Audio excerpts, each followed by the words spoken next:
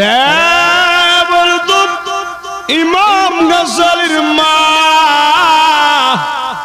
আল্লাহর কাছে দোয়া করতো, মালিক, হে মালিক, আমার সন্তান আমার মন ভরিয়া খেদমত করে, আল্লাহ আমার সন্তানকে আশরাফুল আউলিয়া বানিয়ে দাও।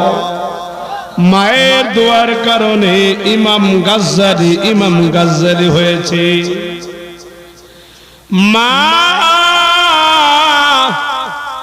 যখন নাকি ডাক দিত, বাবা আমি বাথরুমে যাব, ইমাম গাজ্জালি মা অন্ধ ছিল, মারে কোলে করিয়া বাথরুমে লয়ে যাইত।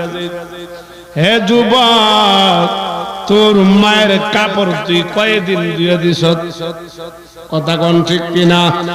তোর বাবার কাপড় কয়দিন ধৌত করিয়া দিস? হে যুবক,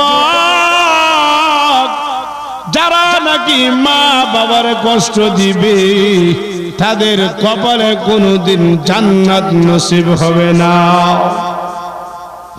রে যুবক, ইমাম গাজ্জালির মা যেদিন নাকি ইন্তেকাল করে, ইন্তেকালের পরে ইমাম গাজ্জালির মাকে যেদিন নাকি দাফন কাফন করা হয়, ইমাম গাজ্জালি স্বপ্ন দেখে তার মা জান্নাতের মধ্যে বসা। মা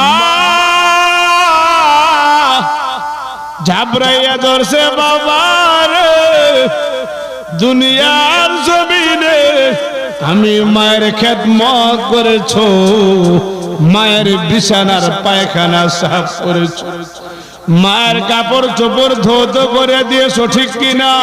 হে যুবক, ইমাম গাজ্জালির মা সুসংবাদ দিয়েছে সন্তানকে, হে আমার সন্তান, মহান আল্লাহ জানিয়ে দিয়েছে তোমার ইন্তেকালের পরে তুমি আমি মায়ের সঙ্গে জান্নাতে থাকবা।